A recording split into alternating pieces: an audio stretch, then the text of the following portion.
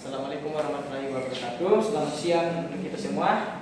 Waalaikumsalam warahmatullahi wabarakatuh. Ya, pada pertemuan kali ini kita akan masuk di dasar-dasar penjelasan MIK. Sebelumnya perkenalkan, nama saya Fernando Kindatumika. Mungkin kita di sini belum saling kenal karena ini adalah pertemuan pertama kita. Jadi anak-anakku sekalian bisa panggil Kinna. Dan langsung saja kita masuk di materi pada hari ini, yaitu dasar-dasar penjelasan MIK. Di sini ada yang pernah menjelas atau ada yang sering? Pernah. Pernah atau sering? Pernah. Ada yang pernah menggunakan kelas MIK? Belum. Jadi ya mungkin ini adalah waktu yang tepat untuk kita sebelum kita masuk di praktek, kita bahas teori dari dasar-dasar penjelasan MIK terlebih dahulu. Nah, kita lanjut. Apa itu penjelasan MIK? Yang pertama itu definisi. MIK itu adalah mental inner gas, adalah teknik pengerasan unsur listrik dengan kawat elektroda yang diumpankan terus-menerus secara otomatis oleh mesin. Nah, penjelasan MIK ini cocok untuk pengeras seperti baja, stainless, aluminium, dan berbagai logam lainnya dengan hasil yang konsisten dan kuat.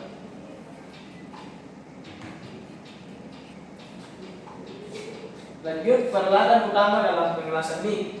Yang pertama itu ada mesin las MIK, yang kedua tabung gas, yang ketiga pistol las dan ground clamp, yang keempat perlindungan diri. Ya mungkin teman-teman anak-anak yang mau mencatat silakan dicatat, karena ini adalah materi yang penting sebelum kita lanjut ke materi selanjutnya.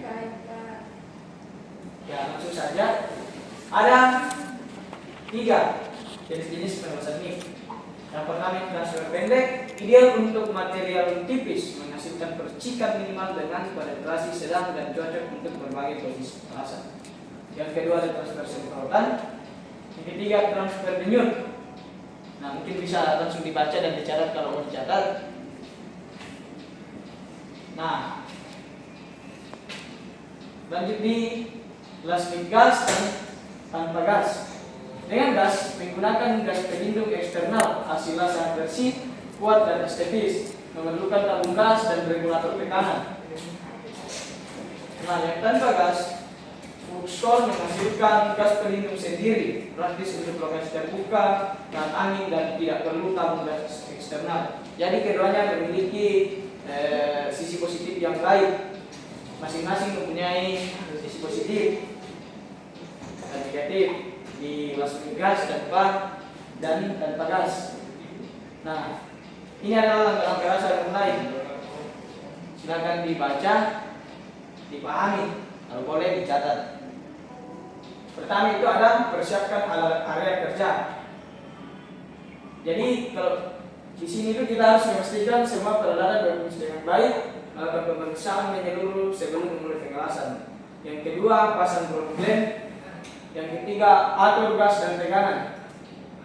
Yang keempat, ada kalibrasi mesin. Di sini kita atur voltnya dan kecepatan kawat sesuai dengan ketebalan dan jenis material untuk hasil yang lebih optimal. Jadi di sini tidak sembarangan. Kita lihat beda kerja yang akan dilas. Nah, yang terakhir itu memulai pengelasan. Nah, di sini ada jarak busur 6-10 mm untuk hasil yang terbaik.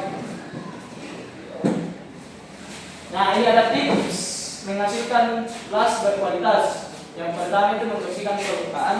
Jadi untuk mendapatkan hasil yang maksimal, kita harus membersihkan permukaan yang ingin dilas, seperti menghilangkan tanah, minyak, dan kotoran dengan sikat kawat atau gerinda untuk hasil las yang kuat dan bebas cacat. Yang kedua itu ada pemilihan kawat. Jadi untuk pemilihan kawat ini kita sesuaikan dengan diameter dan jenis kawat, dengan material dan ketebalan bahan yang akan dilas. Jadi di sini untuk bahan yang kawat yang digunakan itu disesuaikan dengan bahan yang akan dilas. Yang ketiga, jaga sudut dan jarak. Di sini ada Posisi sudut itu 15 sampai 30 derajat dan jarak busur 6 sampai 10 mm untuk busur yang stabil dan konsisten. Jadi tidak sembarangan untuk posisi sudut dan jarak. Nah, ini yang harus dipelajari lebih baik, yang harus dikuasai untuk hasil las yang lebih maksimal. Yang kedua, yang keempat itu menyesuaikan pengaturan. Nah, di sini volt itu harus diatur sesuai dengan ketebalan material untuk hasil yang lebih maksimal. Jadi pengaturan volt di mesin itu tidak sembarangan, harus sesuai dengan material yang akan dilas. Nah, yang terakhir itu peretasan keselamatan. Ini yang paling penting. Kita harus menggunakan alat pelindung diri seperti helm las, sarung tangan, dan pakaian pelindung setiap saat untuk mencegah cedera dan luka bakar. Jadi untuk melakukan pengelasan kita itu harus memperhatikan ketiga itu yang paling penting dan paling utama.